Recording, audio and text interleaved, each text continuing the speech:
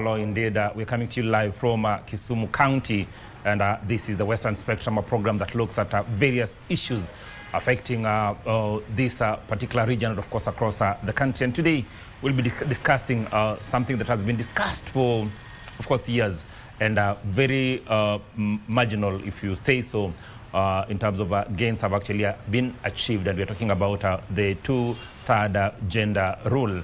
The question is that how do we get more women into leadership position? What do we do? Quite often, of course, this discourse is domiciled at the very top, where we discuss the law, we discuss the elite women in terms of just ensuring that more and more people come to the fore, more and more women actually get a shot at leadership. But at the grassroots level, where, of course, everything happens, we usually don't tend to discuss much. And today, we have grassroots leaders who are actually going to discuss this particular topic in terms of just ensuring that we get to know what needs to be done, so that then we make the baby steps towards ensuring that more and more women get a shot at a leadership position. The baby steps that needs to be done, so that then we get that opportunity. Of course, on set we have the CEC for Gender, Sports and Culture from Kisumu County, Madam Beatrice Odongo, and we also have an environmentalist and, of course, grassroots mobilizer,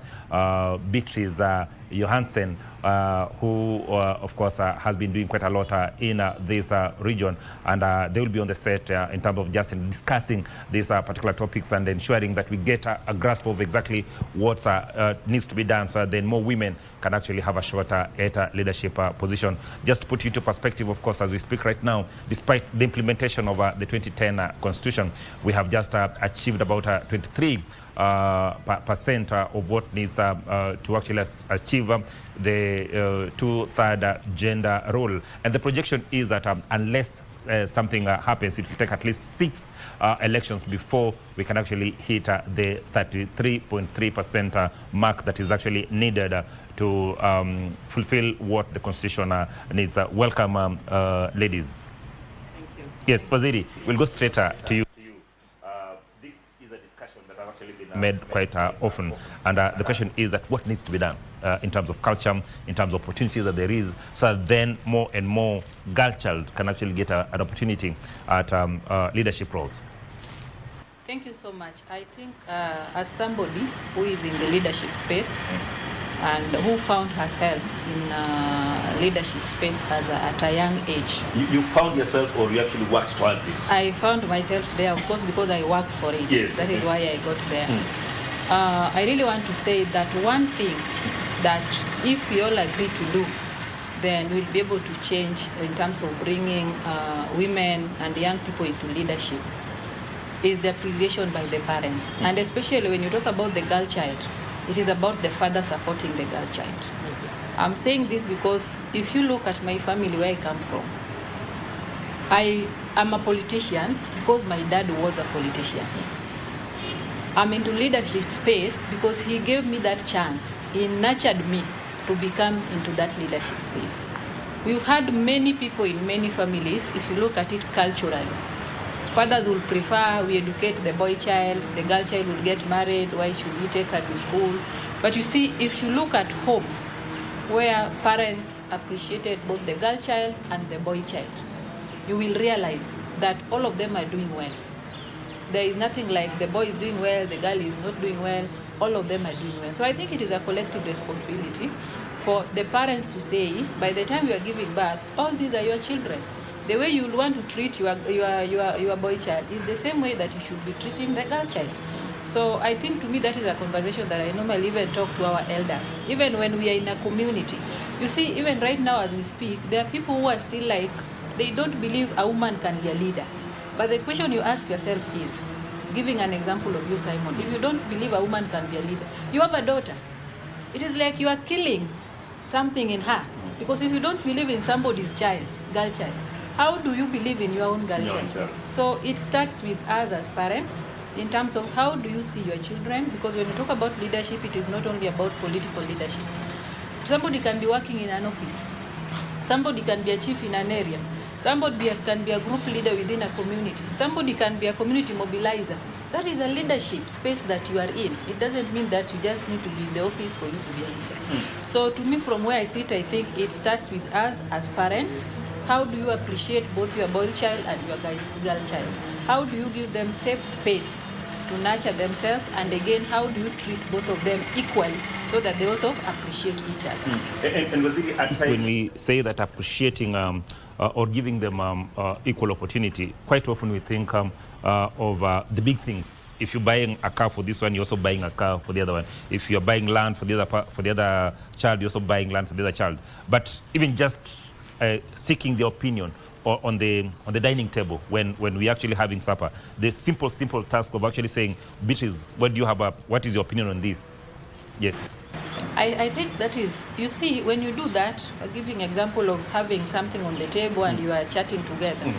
When you do that, it is like you are putting something into them. As they grow, they realize that they should be appreciating each other. You know, we have families whereby even the boy grows undermining the girl, and this is a sister.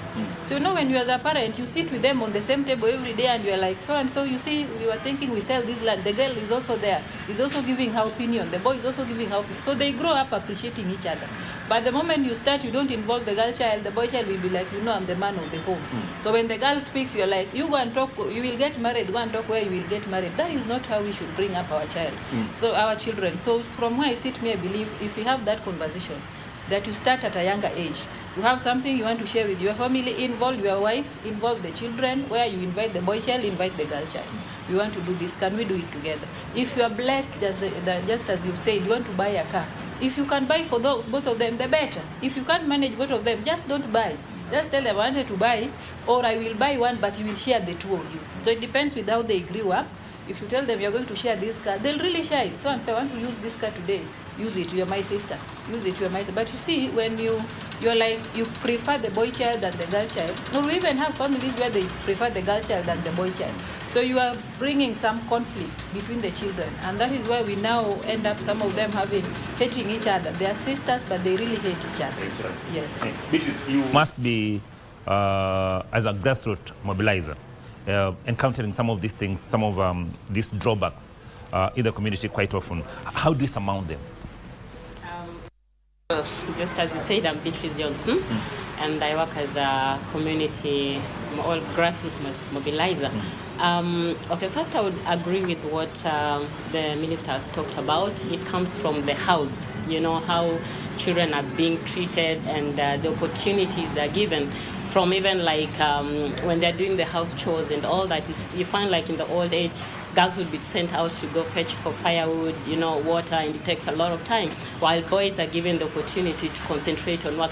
So it's something that needs to be done from the downer level.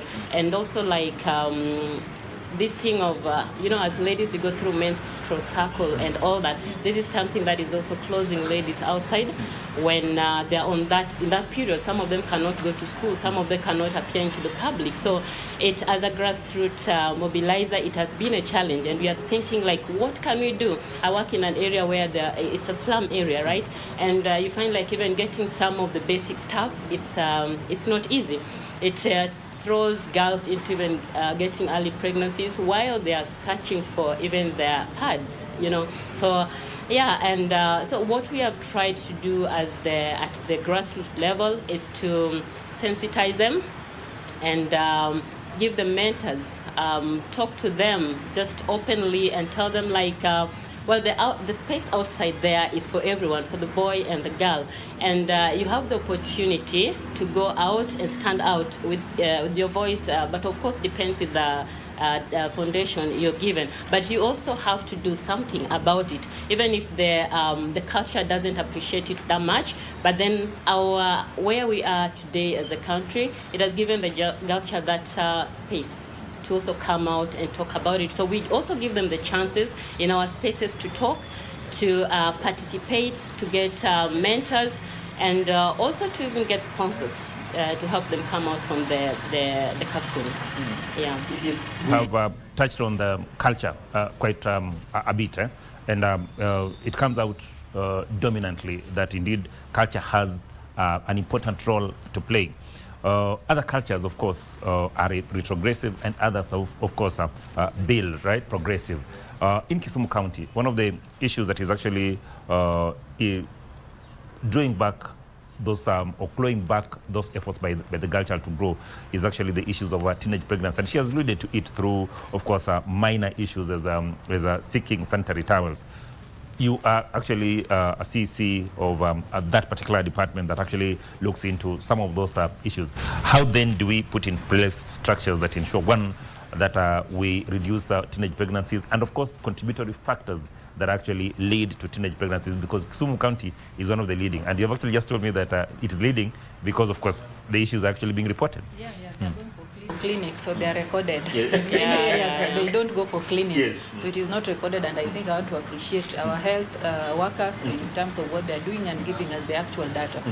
Let me make a comment. When you talk about even being stigmatized in terms of being having your menstrual periods, I believe there is something also unique with men that ladies doesn't go through. So this is also unique for the girls that men doesn't go through. So when you talk about culture, it takes me back to what I was saying, because for one, there are young girls who find themselves pregnant because at one point she requested her mother or the father, I don't have a pad, kindly can you buy for me? And the mother is like, go and look for it, I don't have money. Where do you expect her to go and look for it and get it? Of course you are pushing her to somebody. To an extent, we even have some women, they tell, you see the boda guy who normally comes here to bring something, can you talk to him to buy you? What are you doing to your child? Which means, as a parent, you are pushing your child to a responsibility at an early age, and then immediately she becomes pregnant. Again, you are there like, why did you become pregnant? Again, you want to throw her away. She is again now another responsibility. So I want to, of course, I know the government should be doing something in terms of providing the sanitary towels. Because that is, that is actually, just to catch it, that is a question I wanted to ask, because we have actually had this discussion in terms of the government actually providing some of these things. Then we don't get to a level where girls are actually subjected to going to boda riders or any other person in the community to get some of these basics. What are we doing to ensure that indeed these girls can actually access these basic commodities as and when they need them? You know, the government, of course, we say the government have a budget to provide the sanitary towels. But the challenge is, you realize the government, in a whole financial year, they may be provided with 3 sanitary towels. And we have, in a whole financial year, we have 12 months. It means there is a period that we will have a gap. Yes. So how do you take it as a parent to be a responsibility on you, that you ensure as much as the government is giving something, and also try my best to get something so that my daughter does not expose herself to such kind of things. So maybe the government will not be able to do 100%, even if we give them 10 years, 20 years or so years. But I want to take back the responsibility to the parents. We know there are parents who are not able to. But the girls can even go to the government offices and just say, you know, when you go there as one person, assuming you come to me as Waziri and you tell me, Waziri, I don't have pads, I can even buy you 10 packs. It doesn't mean that you keep quiet or you are able to speak to somebody who is going to misuse you, but you don't want to come to speak to a fellow woman who may say, I may not get 2, but I can get you 1. What was it? People will argue that, yes, well, I will come to you and ask and actually have it. Is that how many people at your office, Nyongo's office, or walk into Beach's office and actually access those sanitary towels? The argument will be that then that the government must create a conducive environment so that then players in the sector, be it grassroots mobilizers, be it young entrepreneurs, and even the girls themselves, because they understand the problems that actually come with lack of sanitary towels, right? So then they set up small industries, small cottage industries that can actually produce some of these facilities and ensure that they're actually accessible for the young girls. Let me ask you one thing. Why is it, giving example of a girl, why is it that it is easier for me to walk to a man who may want to misuse me, may not be a government officer, but I just walk to him and tell him, kindly help me get a sanitary towel? Why can't I walk to a neighbor who is a mother who is going to help me? It is not a must they come to the government office. But in the area, you have the area chief, you have the organizations within the community. You can walk to anybody so long as you protect yourself from somebody who is going to misuse you. Which is, you are in this space, and the question we're asking ourselves is that one of the reasons why women and not just into that space, is that so then policies can be formulated in a way that is actually going to favor the girl child in the community. Because the more women we have in these positions, the more policies, the more progressive policies towards women we actually have. So then what we need to do, which is that what we need to do to get a lot of women in the space. Do you know some countries, especially developed countries, this is actually not a topic. One, like even if a girl gets pregnant at an early age, the state will take care of the child while the girl goes back to school. Things like sanitary towels, like the way Waziri has talked about, it's made available in such a way that even if your parents or your family cannot provide for it, it's still, you are still going to have access to it. I think there are some things that we really need to do at the basic level so that ladies can also find themselves comfortable in stepping out. Just like we are sadly talking about a simple thing as a sanitary towel, stopping a girl to step out because maybe they could not afford it before they go to a seminar or school or something like that. That is very basic, but at the same time it plays a role. So these are some of the things that if our policy makers can consider, especially in the slum areas, they can be wise, they can be good enough, but you know, they're not getting enough time to do what they're supposed to do. The other thing probably that needs to be done is mentoring and talking to them on one-on-one level. You've talked about family playing a role. For me, actually, it's my dad also who has made me come out like this, you know, because he's been there out and supporting me. So I feel like the space is safe for everyone. Not every girl has that chance, especially if you come from a single parent family or something like that. They lack that aspect, you know. And also, like, if the resources are not made available, so they're just lagging behind as compared to maybe even some other girls who have the same opportunities. So if we can work on a way that all the basics, they kind of come up on the poverty line like that, they're on the other side, you know. So the basics are well taken care of. Then we move to the next level. Is it a matter of the skill work or something like that? It's not everyone who goes to school that will make it. Some people will use their skills and all that. What are we doing about the skills that these ladies have, you know? If they can't afford schoolwork or something like that, they can do other things, you know. But at least we make them come out from their cocoon and then speak out into the public. So I think as mobilizers, as the policy makers, let's consider at the grassroots level, like we do something for these girls to not just sit there, and also maybe also depend on their parents who cannot afford, you know. Have mentors, have schools, have safe spaces where they can just go and and also like if they can be sponsors, it's good we have the minister here. Sponsor girls into some of these even seminars or something like that where they can be exposed into the world outside there. And I know like our economy is still down, we cannot reach the level, you know, but we can do something at the grassroots level, reaching out to them. There's some people who probably have not even met a minister like this, you know, to interact with them. Then their self-esteem goes down. Even if they meet, it's like they don't know what to do, they don't know what to share. As simple as that. As simple as that. Yeah. Waziri Beatrice, you've been very big on mentorship, and actually she's talked about mentorship. I've actually met you in a number of activities where you are actually just mentoring young girls. The question is that how do you move from the mentorship, the initial mentorship, so that then we actually put these people into now wanting to take up leadership roles? And probably if you can actually expand further in terms of just what your ministry is actually doing in terms of ensuring that there are more and more sessions where one, as it has said, these young girls can actually meet influential women in the society, and then to also now move to the next step of actually taking up leadership positions.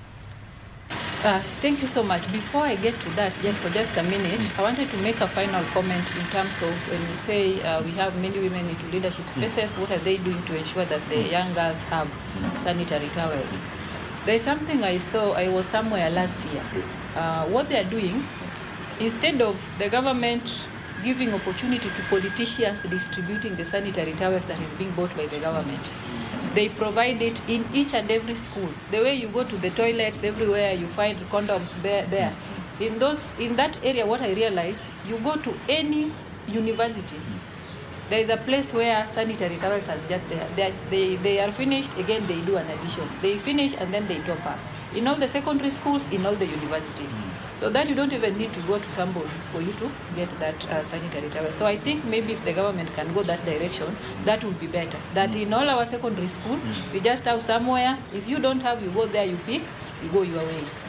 Or make it even quite affordable in a way that you can actually get it for 5 bob or even 10 bob. I will give you an example. Yes, is providing for the schools. Yeah. The way you go to the toilets nowadays and you get a kit for condom there, that is the way you go to those toilets in every secondary school and in every university. It is provided. Just saying that because there's a friend of mine in Kisii. She's called Kelly Ogola for Ecobana. And what they do is that they have actually come up with a concept similar to what you're saying. But what they've done is that to ensure that each and every school actually has a dispenser, what they're calling pad dispenser, and petrol stations, right? And they're saying that in some situations, you just want that 5 bob to get one piece that will help you for the day as you look for money for probably the second day. Yes, and I was asking her, why can't she actually get in touch with probably government or government institutions so that then they can actually cascade further that program. So then more and more people can actually access those facilities. That would be so good. So that even in the slums, you just have a dispenser. Even if somebody is paying 5 bob. And if the government is providing, why do you pay? Unless there is a shortage, then people can pay that 5 bob. But if you can have those dispensers, because that is what I realized the government was doing. I think I was in Philippines last year. That is what they're doing. And it is free. For them, it is free. And it is a law that in all universities and in all secondary schools. So I think that is one of the areas we could discuss if you get me connected to that lady. Of course I will. We see how do we work together to ensure that we put up such kind of things and they are picked up, we are able to support our girls. And also maybe to add on that before you go to the question, the pads, there also there's possibility of having recycled pads. I know maybe we may not appreciate it so much, but then there are pads that can be made that can be recycled. I remember there was a time we worked with the YMCA, and then they brought this concept where they were just showing these ones, and then they could be given, so if you can't afford, that is for someone probably who can't afford. If you can't afford, you go for the normal ones, But then if you can't afford, the government can partner with such organizations and come up with the pads that can be recycled so that we take care of the basic situations. Yeah, that's what I wanted to add. Thank you so much. So as we proceed, one thing that even as I say, I had support from my parents to be where I am. I also went through some mentorship programs. And I think that is why, just as you mentioned, I really want girls to be engaging themselves so that they are exposed. A critical example is when this program of Yes Youth Can, I don't know whether you heard about it. Yes. This program that was being sponsored by the USAID. I actively participated in that program. From the grassroots, it was starting from the village level to the ward level to the constituency level and then to the county level.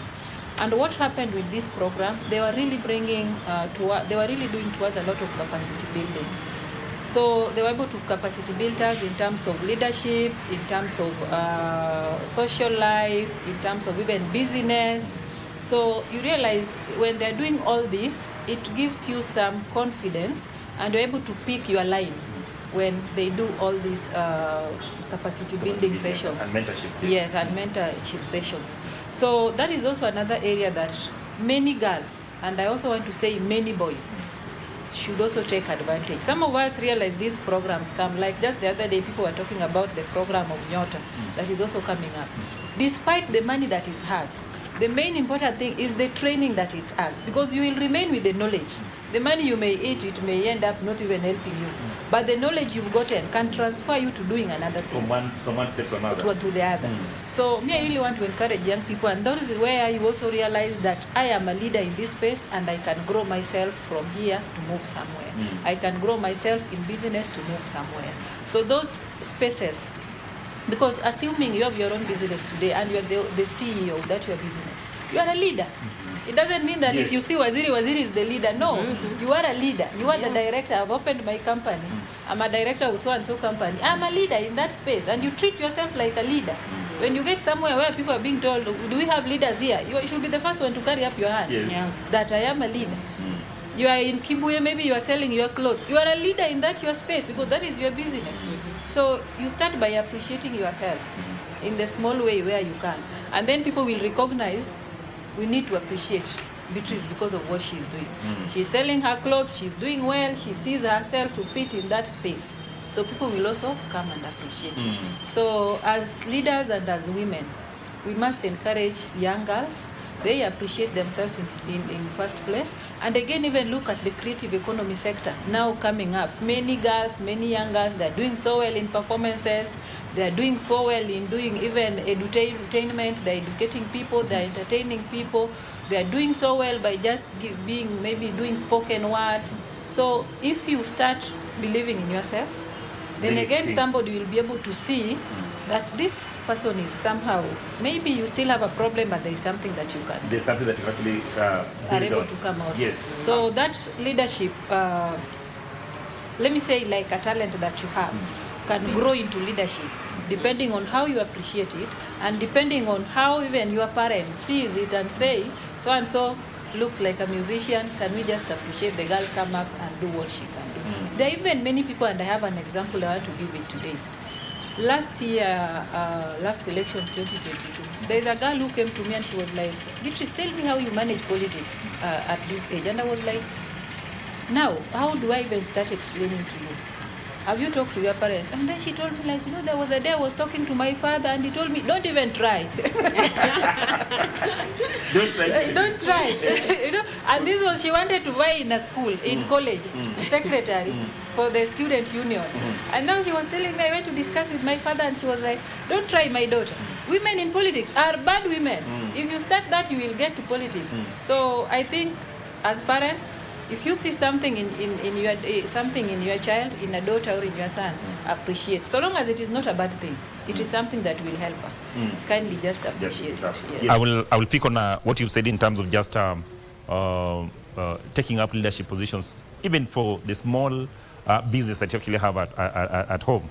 And that begs the question that parents, are we doing enough in terms of changing the mindset of our children, of wanting them to be leaders of their small ventures, other than just wanting to be employed by the government? And what do we need to do to ensure that more and more of our children actually change the mindset of, I want to work for Kenya Broadcasting Corporation, excuse me, I want to work for the Kisumu County government, I want to work for this specific organization, and actually just start up their own small initiatives towards building their leadership skills and also creating employment and actually fighting for space at whatever level? I went to a family last 2 weeks ago here in Sem. These children were left at a younger age. The firstborn is a girl child who was by then in class 6. Yes. And then she has other 3 siblings. If the parents were not so keen to nurture the girl into leadership in terms of taking care of the family, that family would be nowhere. But as we speak, they are doing good because this girl decided, I don't know, the parents, the father died and then the mother ran away. They don't even know where the mother went to. They don't know whether she's alive or not, but she left. Immediately the father died. This girl decided to walk into people's offices. She walked into chief's office. I have my siblings. We don't have what to eat. Can you support us? That is what she used to do. At times she could walk out, she goes to school at that age of class 6. By the time she was now getting to class 8, they had gotten somebody to take care of the family because she was out for the siblings. Yes. That is leadership that she showed. That now at least all of them are able to get somewhere. So at one point, one of them was taken by a neighbor who was taking care of her. The other one was taken by an uncle now because they saw these children are not just here to sit. They're here to say that we want to move even without the parents and we believe in ourselves. As we speak, this girl is in the US, the firstborn. The lastborn is in a school here in Siaya, Nyamira Secondary School. All of them are on scholarship, but it is because the first child showed the leadership and ensured that we want to take care of this family. And I believe she did this because the parents were nurturing her when they were there. That is why she was able to do that. So I think, to me, leadership does not mean, as you say, that you are working for KBC, that you are a leader in that space. It depends with where you are and how you appreciate the space that you are in. Yes. Fantastic. Before we come back to Waziri, who is actually already in that space, let us look at the political environment in this country. When you look at the by-elections that will actually be held on 27th of this month, that is next week, not even a third of contestants are actually female, right? Are actually women. So that, of course, speaks to what we are discussing today. What exactly is happening? Is it because you are on the ground? Is it because of the political environment we have in this country? Or what exactly is making women shy away from actually seeking some of these positions? Well, I just want to align it with what she was just explaining. Leadership should not only be considered in boardrooms. It should be considered whether in the forest, classrooms, health centers, and all that. And, mostly those are the frontline areas where most women are, and they're not really respected. They are not appreciated well, and the pay is always low. Look at even as low as, sometimes I look at ECD teachers, and I'm like, these are the people who really needs to be appreciated. Because they start kids with Pampers and all that. They teach them how to even call names out and, have some language of command and all that. They're not being appreciated. So you see, that makes women just do things. Of course, it's a calling, and they do it out of passion. But the appreciation is pretty low. You're talking about the political space. Women are finding it a little harder, and especially in our continent.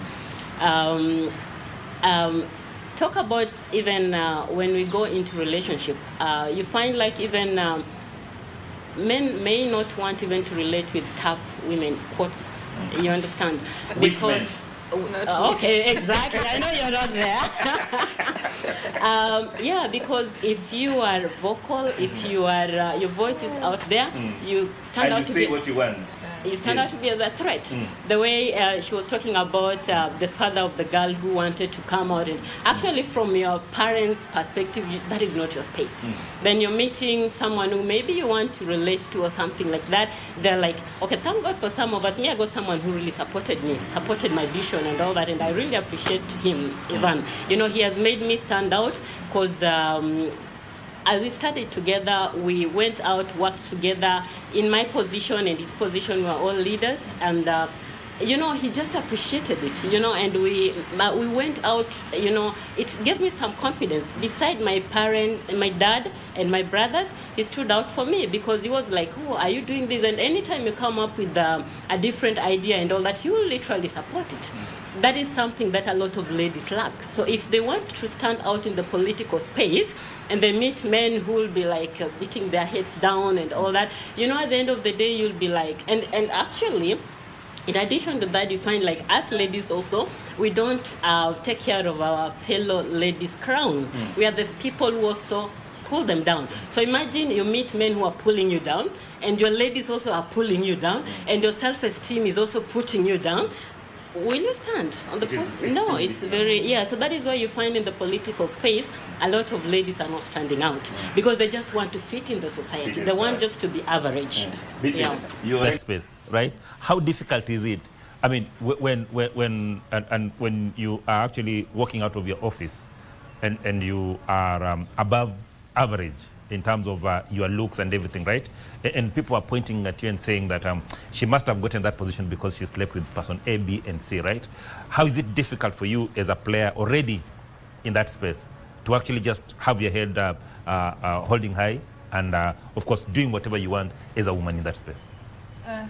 Thank you so much for that question, because I think it is a perception. There is no single woman that will get to any space that people will not say she did something or she went there because of somebody or because of so and so. But me, I want to say this, and I really appreciate one of my role model, Millie Odhiambo. Guess. Because I can remember when I was campaigning in 2016, I reached out to her and she told me, why do you fear? Go for it. I think that statement made me move like, then I can make it. So women in leadership space, and I want to say, be it in politics or in offices, it is not easy. You must have the heart to say, I'm going for it. Because people will say a lot about you. There are people, not that they hate you, but because you are a woman, you don't fit there. But it must also make it clear. It is not easy in politics. Neither is it easy anywhere else, because even if you are running business, it's also difficult. Beatrice keeps complaining about her activities, her small income generating activities that she does.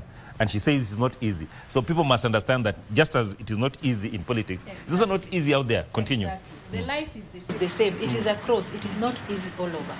So I think, to me, just as you said, many women have not come out in terms of the elections, the by-elections that we are having on 27. One of the challenges that people fear are abuses. You're like, I'll stand there, people will abuse me. Even in the offices, even in your small business, there are people who don't believe in you. You are selling your own banana and somebody is coming and saying, this one is wasting time with this small banana, can you go back home? That is still a challenge that even anybody who wants to be an MP can experience. So I think the challenge is across. It is upon you to come out and tell yourself, whatever comes my way, I know what I want. And you know yourself. What people say doesn't matter to you. Because even you, let me ask you, is there people not talking about you? There are people talking about you. So why is it so much that when they talk about women, it is so loud than when you want to talk about a man? So it is just a matter of telling yourself, I don't want to hear what people say. Even if I hear them, it will not affect me. Then you are able to go into those spaces. Because if you don't build yourself to get to that level, then I think we will never have the 2/3 that you are saying about in political spaces, in offices, and everywhere across that we go. Even in businesses, we still have more men in business than women. But not that women cannot do business. Some of them can, but you realize even in a family, the husband tells you, why should you do business and I'm working? You just sit at home. Do you think that our politics is actually doing enough in terms of providing also that space so that then women can actually take up positions? ODM, the party leader, Raila Amolo Odinga, one of the greatest politicians from this region, just passed on, right? And there's been a lot of politics around who takes over and the direction the party takes.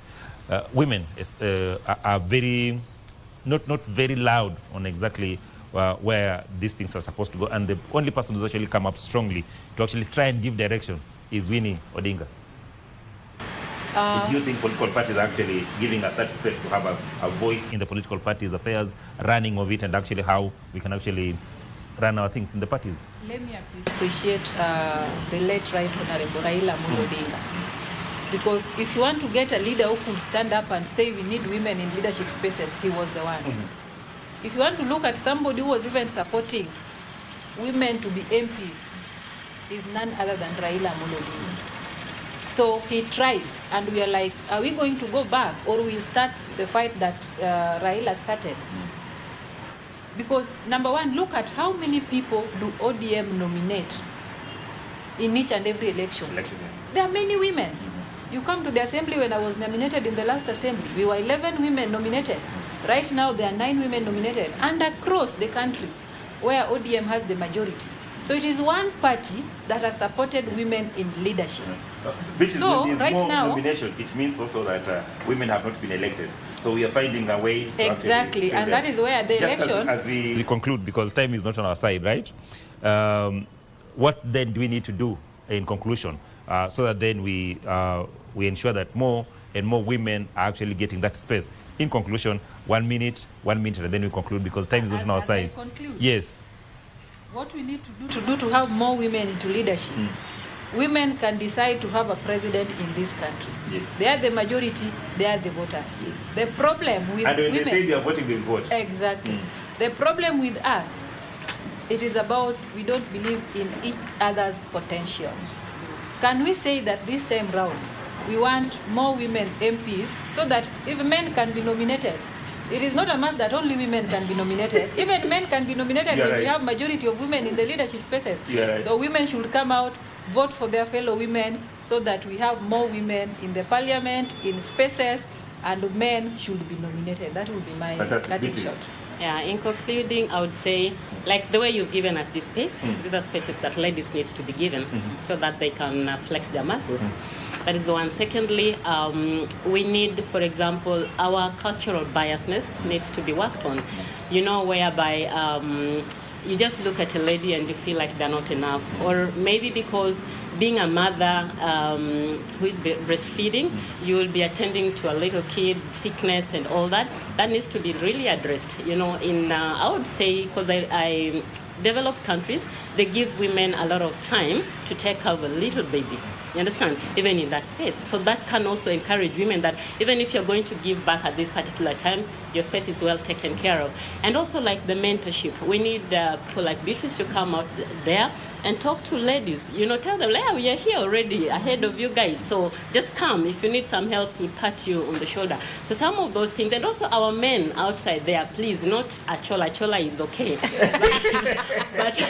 but you know, we tend to put women down. You see a lady coming out there and then you're like, oh, you will just use you, and then you go, no, we need, think about this lady as your sister, as your daughter, or something like that. So anytime you're giving this lady an opportunity, think about your daughter who is going to be given opportunity somewhere. Fantastic. Yeah. That is Beatrice Yonsen, and of course Beatrice Waziri Beatrice Odongo from Kisumu County.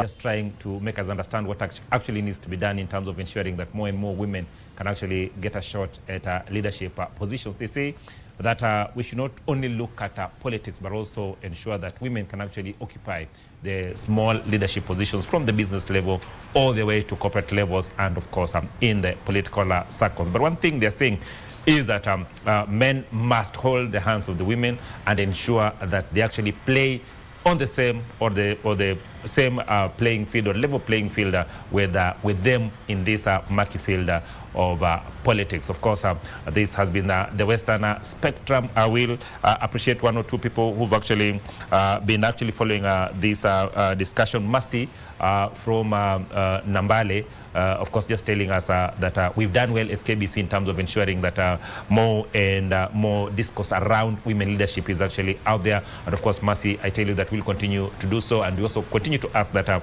you continue to watch so that then you also get into leadership position. We also want to thank the management of this hotel, that is Mirage Palace Hotel here in Kisumu County, that has continued to give us a space in terms of ensuring that we can actually hold this show every other Monday in their building. And I also want to thank the KBC management for ensuring that, of course, we have this opportunity to ensure that we can actually have this discourse. Our camera person, Swibe Nyamatiko, Christina Adhiambo, our producer, Vincent Achola, and Johnny Muhika, and entire management. My name is Achola Simon. I take you back to Vivian.